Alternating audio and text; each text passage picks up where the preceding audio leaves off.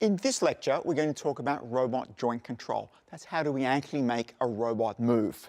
It's a really important problem.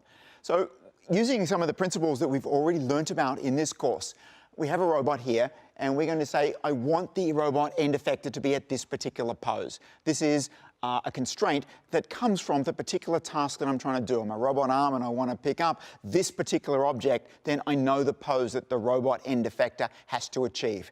Now I can use the inverse kinematics then to tell me what should be the angles in the joints of the robot arm in order for the end of the arm to get to that particular pose. So we've talked about how to do this. This is the inverse kinematic problem. The challenge that we're going to talk about in this lecture is how do I actually make the joint adopt a particular angle.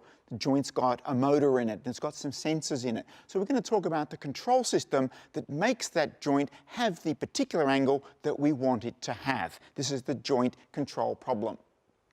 Now, this business of trying to control the position of a motor, control the angle of a robot joint, is a really common problem in mechatronics. And there are many, many motion control systems in all sorts of things that we own that we probably don't even know that are there.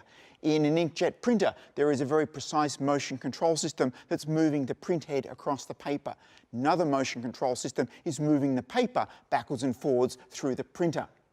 A robot vacuum cleaner has got a motion control system to control the speed of each of its wheels so that it moves with the appropriate velocity across the floor.